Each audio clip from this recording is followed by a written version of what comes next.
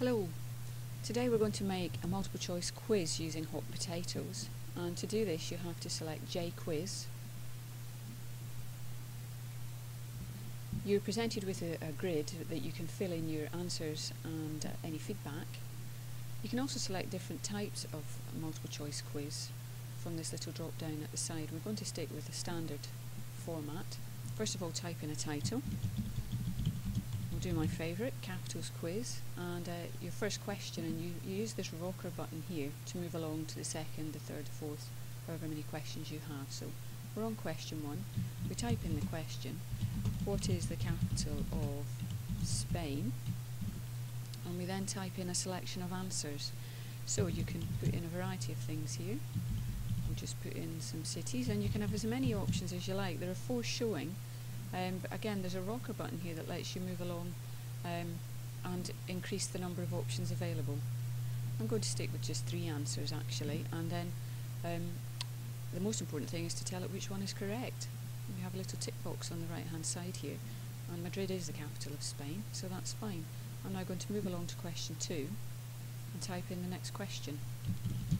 So what is the capital of Russia?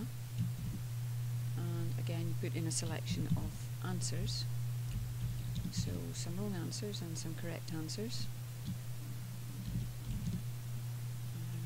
And we'll have Moscow, and we'll have the correct answer marked.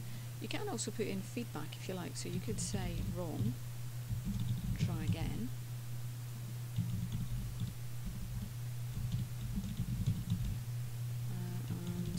Something to the effect of, well done, you've got it correct.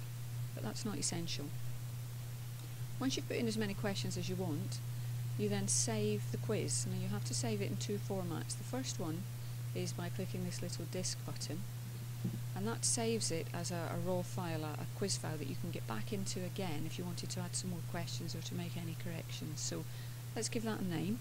I've also created a folder just for the quiz files. It's important to do that, to keep all the quiz files together. So Capitals Quiz, and we'll call this Master, and we'll do Save. Okay. Now the second way that you save it is as a web page, and this is for the actual the students or the people that are going to take the quiz. When we click that, again it's opened in the same folder. It's assumed what the file name is going to be, but we can change that. We don't want to call it Master. This is our student version of the quiz, and we click Save. We're now ready to view this quiz in our browser, so I'm going to click this button, and up pops the quiz. You sometimes get the content being blocked by your internet browser. You get a pop-up message to that effect. If you do, just click Allow the content, and then the quiz will appear correctly. The first question is showing. You could ask it to show you all the questions on the same page or the same screen, but one at a time is fine, and you then use this little navigation arrow to move to question 2. It's a case of selecting the answer that you think is correct. So let's say Madrid, we get a little smiley face, and yes, our answer is 100% correct. And we're ready to move along to the next question. Capital of Russia, let's get it wrong, let's choose Rome, and it says wrong, try again. That's the feedback that we put in for that. And we can now choose Moscow, and it's saying yes, well done, but it's only giving us a weighted score. We got it wrong the first time, so we're only getting 75%. So that's our total score for this quiz, and that's us finished. That's how you create a very basic multiple choice quiz in Hot Potatoes.